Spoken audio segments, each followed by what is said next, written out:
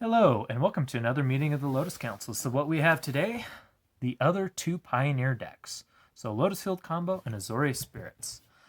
I wasn't going to get these, I wasn't going to open them, but then Andrew over at Geekified, our sponsor, just gave me an absolutely great deal on these and talked me into it. So now you all get to see what this looks like. So of course, that box. Yeah, get rid of that.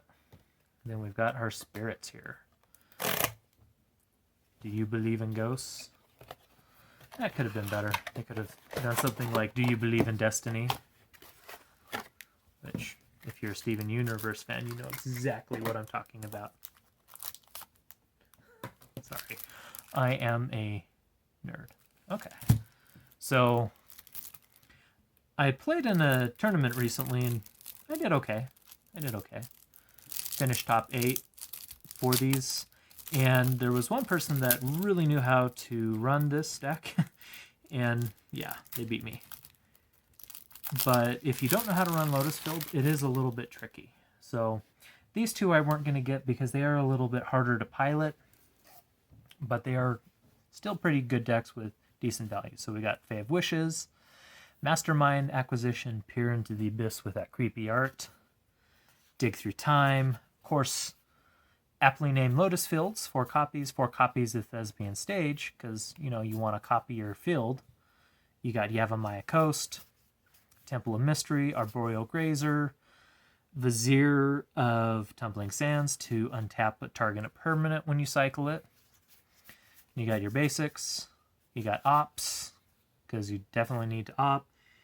You've got Hidden Strings, where you may tap or untap target permanent, then you may tap or untap another target permanent. Really super gross in this deck. Sylvan Scrying to go ahead and get your Lotus Field out, Strategic Planning, pour over the pages, and so on. And then we have the sideboard. And the whole point of this is you're using Fae of Wishes to get stuff out of the sideboard. So you've got the Omniscience, another Peer into the Abyss, and then the win con is Approach of the Second Sun. You also have Sweltering Suns to take care of creatures, a couple Shifting Ceratops, Thought Distortion, Void Snare, Blink of an Eye, Tormod's Crypt to basically get rid of graveyard stuff, negate, and a couple of wills. So it does take some getting used to figure out how to pilot the deck, but there is super solid value with this Omniscience being a really, really high value card. Let's look at the spirits. So the point of this is a bunch of flyers. And it's, of course, blue-white doing blue-white things. So we got Brazen Borrower, just 1 copy. Mausoleum Wanderer, Remorseful Cleric, Selfless Spirit, Rattle Chains, Shacklegeist, Supreme Phantom, Spell Queller, Glacial Fortress, Temple of Enlightenment, 4 copies, Spectral Sailor, Watcher of the Spheres, which creature spells with flying cost 1 less to cast, and this can get pumped. Really good. Empyrean Eagle, giving other creatures with flying +1/+1. Then basics, Lofty Denial, and Spell Pierce. Then over in the sideboard, let's pull out what we got here. So Isolate, 3 copies. Aether Gust, which is a really great one. Seal Away, it's good if you're dealing with red. Spell Pierce, 2 more copies. Devote Decree, Silk Wrap, and Light of Hope. The only thing that I would say about this deck, I thought the mana base was going to be too slow for it, but it turned out to be not that bad. What this deck really could have used is a Settle the Wreckage or 2.